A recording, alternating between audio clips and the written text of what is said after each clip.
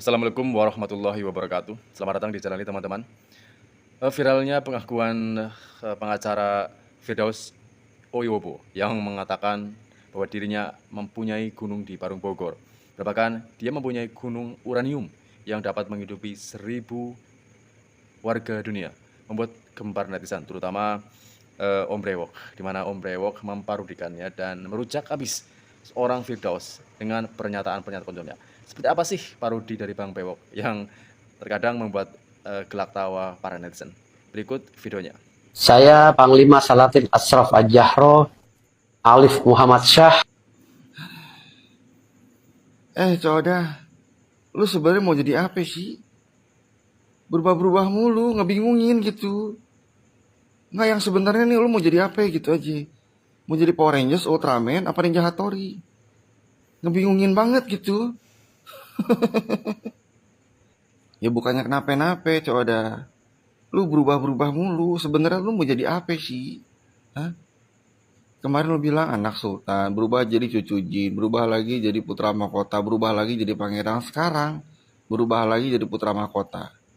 Maunya apa lu tuh? Hah? Maunya apa sih? Bukannya kenapa-napa. Kita jadi bingung ngasih jabatan apa buat lu gitu.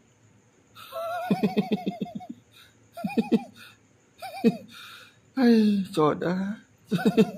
Gue sih khawatir ya. Kelakuan lu macam ini tuh gara-gara lu nanam ari-ari di depan istana negara kayaknya. Iya. Karena diinjek-injek terus sama orang gitu. Jadi otaknya tuh makin hari makin gesrek, makin penyok gitu. Suruh siapa nyimpen ari-ari depan istana negara, diinjek-injek kan?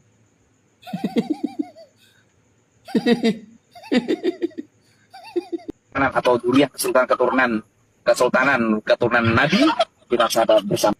Sebenarnya terakhir kali lu merasa waras kapan nih? Ya bukannya kenapa-napa nih. Semua aja lu aku-akuin. Jadi anaknya sultan lah. Jadi cucunya jin lah. Jadi putra mahkota lah. Curiga besok lusa lu ngaku-ngaku jadi anaknya Pangeran Charles gitu. Jadi berasa adik kakak gitu sama Pangeran Harry sama Pangeran William gitu.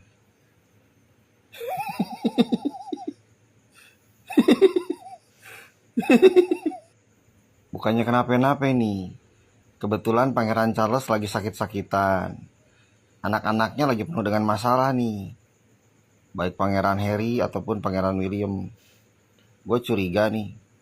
Ntar lu mensabotase mereka, akhirnya lu yang dilantik jadi penerus tahta gitu.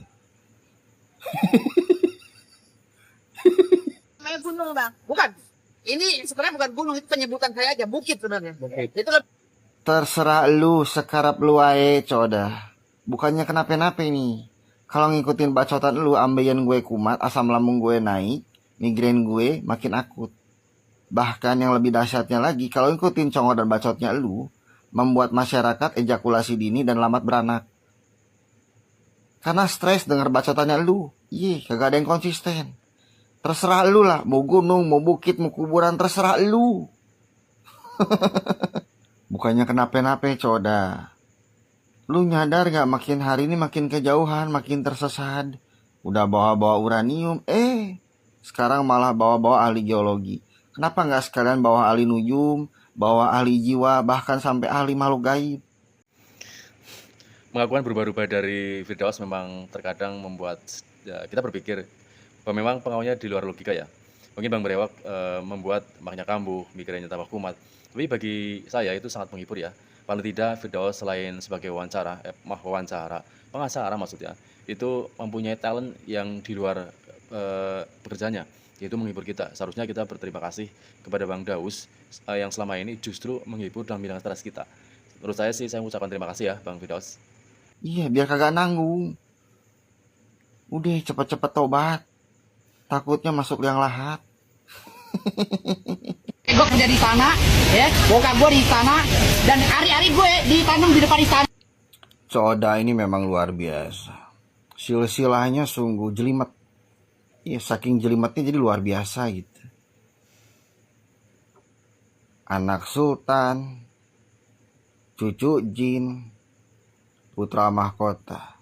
Udah gitu kakeknya kerja di istana negara, bokapnya di istana negara, bahkan ari-arinya ditanam di depan istana negara. Pantesan istana negara itu dari zaman Hebel, dari zaman Ki Beni sampai zaman Ki Wari suka merinding gitu, berasa angker gitu. Ada ari-arinya elu toco udah. Pantesan juga gitu. Istana negara nih berasa ada banyak kesialan gitu. Oh, sebab musababnya karena ada ari-arinya elu ditanam di situ toh.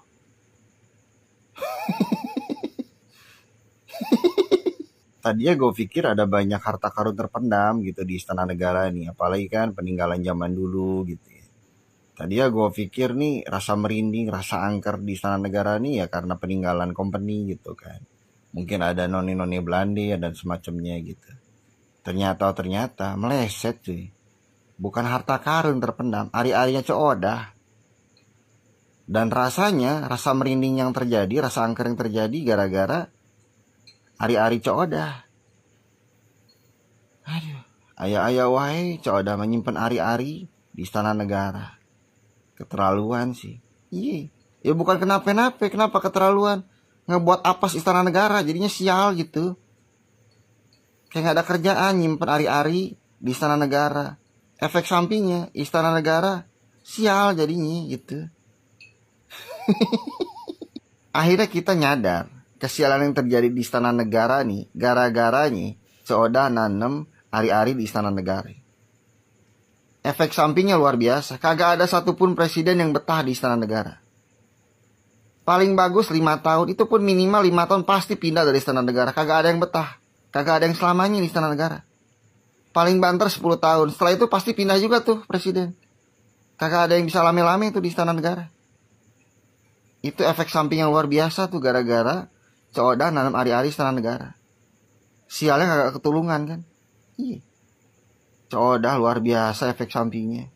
Makanya tuh pindahin tuh ari-ari tuh dari istana negara. Berbahaya.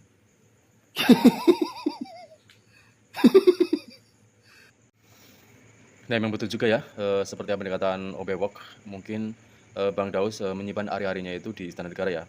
Pantas saja ya, banyak kasus korupsi, terutama sekarang kasus pagar laut yang nggak tahu siapa pelaku yang sebenarnya, yang diurusin cuma yang bawahnya doang gitu ya. Makanya Bang Daus kalau naruh hari-hari jangan di istana lagi ya.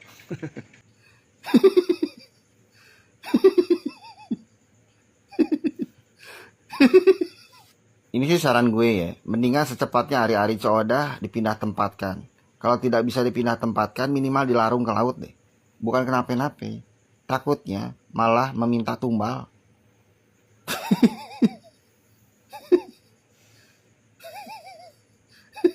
Setelah menunjuk saya sebagai pengacara, baru dia berani keluar. Ya, iya pengacara berkualitas. Iya, baru. Ya iyalah dia berani keluar, sebelumnya dia kagak berani keluar. Dia kena cacar air soalnya. Kebetulan lagi dia nunjuk lu sebagai adiknya Ultraman, apalagi sebelumnya kan lu anak sultan, cucu jin, putra mahkota, pangeran, terakhir panglima tempur, temennya Dilan berarti.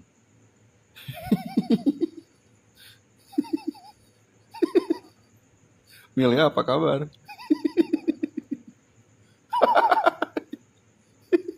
Kira-kira pengacara berkualitas macam Codah sudah mendapatkan sertifikasi halal dari MUI belum ya? Bukan kenapa-napa, takutnya mengandung zat atau minyak babi gitu.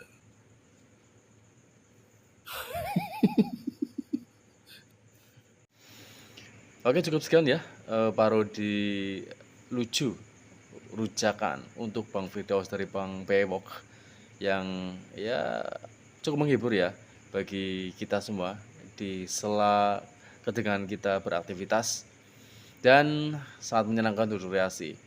Dan sampai di sini dulu, sampai jumpa di video selanjutnya.